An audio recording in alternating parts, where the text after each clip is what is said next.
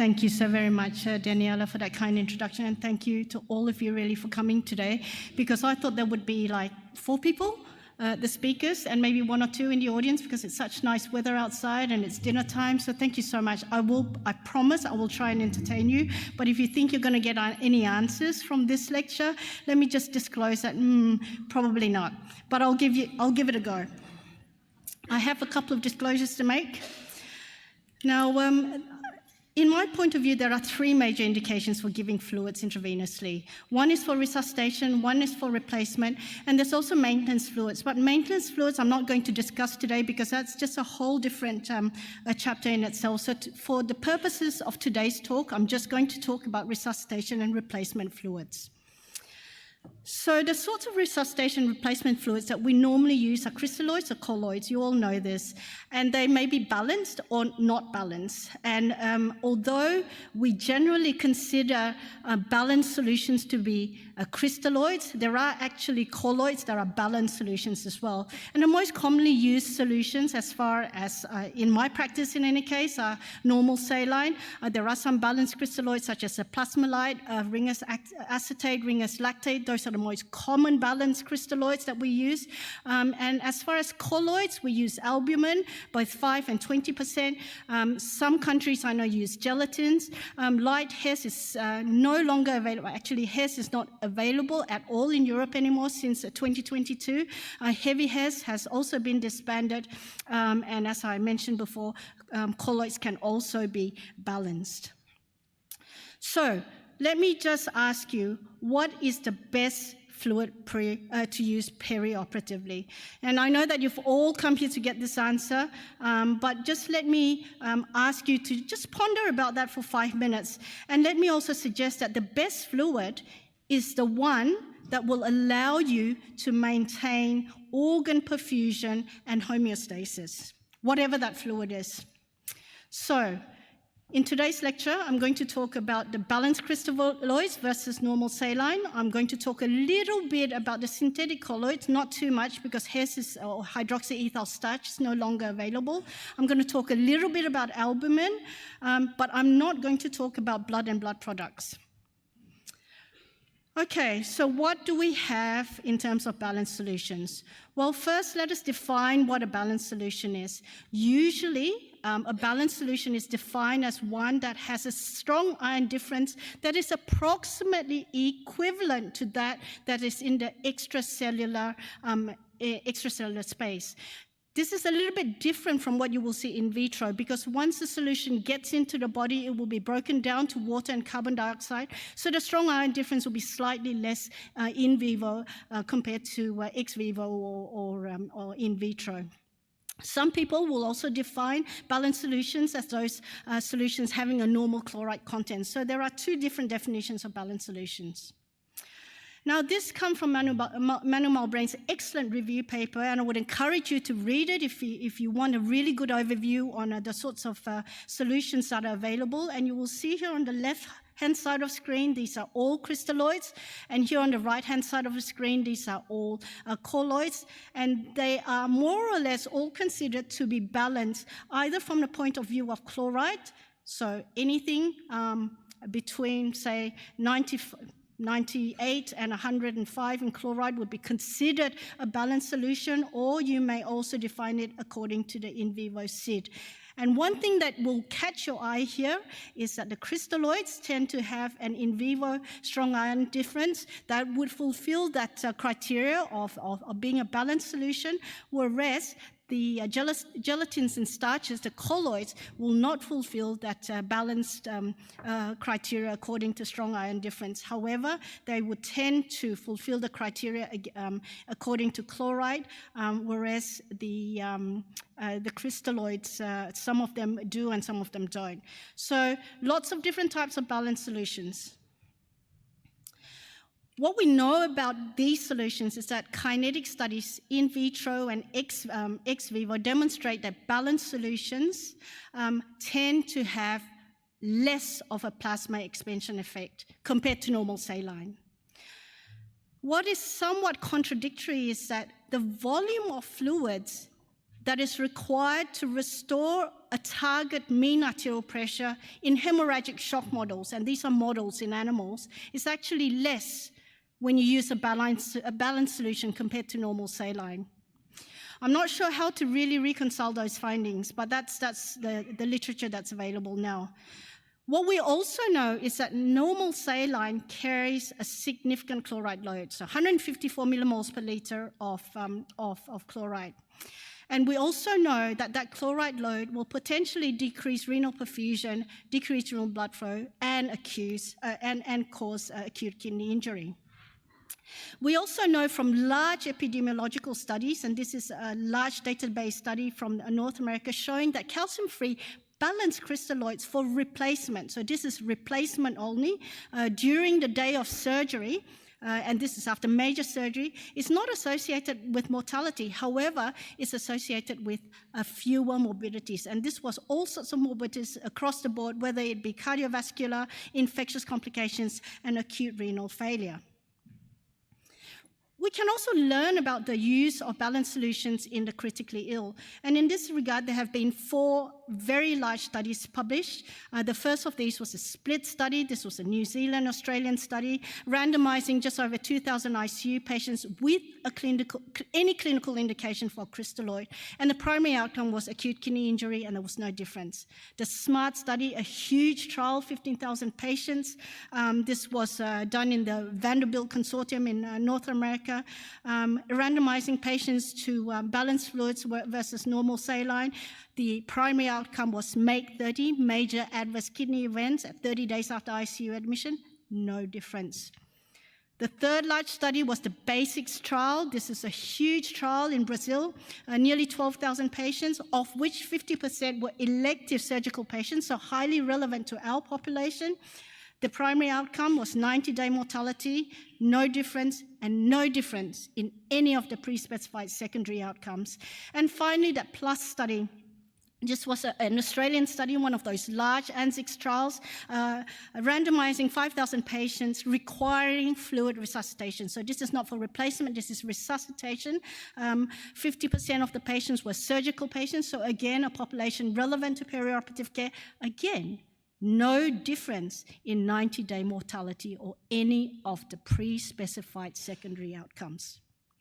So of those studies, only the SMART study showed that there was a reduction in renal morbidities.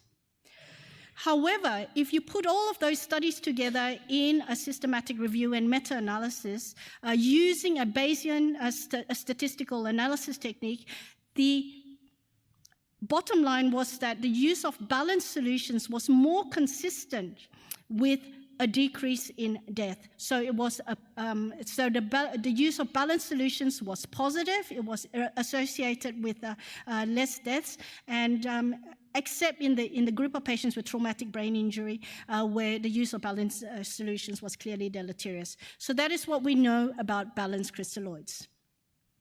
So my pragmatic interpretation is that balanced solutions are intuitively attractive. They do avoid a chloride load that you will inevitably give the patients if you are using normal saline. Chloride does have physiologically important effects on renal function. So if you're giving large volumes, it may be prudent just to avoid giving normal saline and to use a balanced solution. However, normal saline may be still the first choice in certain groups. So for example, in neurosurgery, traumatic brain injury, etc. So that was balanced crystalloids. What about colloids? I'm not going to talk about gelafusine. It's no longer available in many countries, and I know that hydroxyethyl starches are not available in Europe anymore, but perhaps they're available in other parts of the world. I'm not sure. Perhaps you can tell me after the lecture. So, but I still want to just summarize the evidence regarding hydroxyethyl starches. This is a really excellent meta-analysis. It was published reasonably recently, 2021, looking at all the studies randomizing patients to receive hydroxyethyl starch or a crystalloid solution following major abdominal surgery. And I think there were 2,400 patients included in this meta-analysis. The primary outcomes were 30-day acute kidney injury after surgery, up to 30 days after surgery, intraoperative blood transfusion, and postoperative intra-abdominal complications. And what the meta-analysis found was that there was no increased risk in the 30-day rate of AKI. However, and you see here that the relative risk was 1.22, and the confidence intervals spanned at 1.0, and the required information size, so this is a trial sequential analysis, and that's a statistical analysis that pulls data together and tells you how many patients would I need if I pulled all the data together to make a robust conclusion? Now remember that there were 2,400 patients included in this meta-analysis, and the required information size was 12,300. So no robust conclusions can be made regarding 30-day AKI. However, there was an increased rate of blood transfusion when patients received hydroxyethyl starch with comparable rates of postoperative intra-abdominal complications. So hydroxyethyl starch versus crystalloids. We can also learn a little bit about the effects of starches in critically ill populations. Many of you who are from Germany would have been involved in the VICEP study. This was a 2-by-2 study randomizing patients to intensive insulin therapy and pentastarch versus other solutions in patients with severe sepsis, terminated early because of a signal to harm. And many of you will also have been involved in the CHEST and the 6S studies from Scandinavia showing a clear signal to harm amongst patients with sepsis, in particular renal injury, as well as the risk of bleeding. So for that reason, hydroxyethyl starch is no longer available, should not be used in ICU populations, and there is also a signal to harm for perioperative populations. So, what about albumin? For many of us, albumin is probably the only colloid that's available to us, apart from blood and blood products. Albumin, intuitively attractive. It's supposedly natural. It forms 50% of the plasma protein content. It is a main determinant of plasma oncotic pressure. And we know from the SAFE study, this was an ICU study, that there was no difference when albumin or something else was used in terms of 28-day mortality. And there was no difference in secondary outcomes. And there was, in fact, a signal for harm in populations with traumatic brain injury. And the Albios trial, the Italian trial, comparing 20% albumin plus crystalloid to maintain, so this wasn't a resuscitation study, it was to maintain plasma albumin above 30 grams per liter compared to crystalloids in a critical care population. Well, that did not reduce 28-day mortality either, although a post hoc analysis did suggest that albumin did reduce mortality in the subgroup of subgroup of patients with septic shock. There are 2 other studies that are pending, the Albios BAL study and the ARS studies. I looked it up yesterday on clinical trials, and I can't see any results. So I don't know what the results of those 2 trials are. Now, what about albumin in high-risk surgery? Well, in this regard, there are several studies. I want to name 2 of them. The first one is a very large population study, epidemiological study of nearly 500,000 patients, of which 150,000 were subjected to propensity match analysis. So albumin compared to any other type of fluid was associated, surprisingly, with acute kidney injury, pulmonary complications, and a net positive fluid balance. And this, I say surprisingly, because we give albumin because of its plasma oncotic pressure and its ability to retain fluid in the intravascular space. And it was also associated with 30-day all-cause mortality. So this was a very well, although observational, very well-adjusted propensity matched analysis. And here just very recently, last week or the week before, the SUPERAD trial was published, 2,500 patients, randomized to goal-directed albumin substitution. So this wasn't for resuscitation. This was to maintain albumin levels at 30 grams per liter, much like the like the Albios trial, and there was no difference in postoperative complications. You see here that the risk difference is minus 2.7% with the confidence intervals definitely going on either side of the equivalent line. So albumin in major and high-risk surgery doesn't seem to be effective either. So in summary,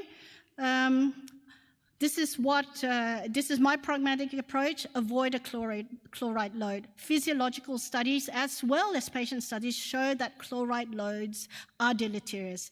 And in this regard, balanced solutions may be better than normal saline. And this may be a prudent approach if you're using large volumes.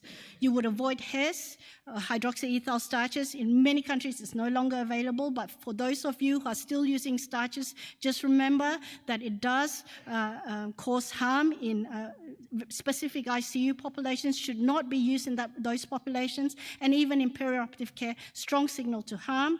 And as for albumin, despite it being supposedly physiological, there is no evidence for efficacy, and there is even evidence for harm both in the ICU as well, both in the setting of perioperative care and perhaps in ICU as well in several populations.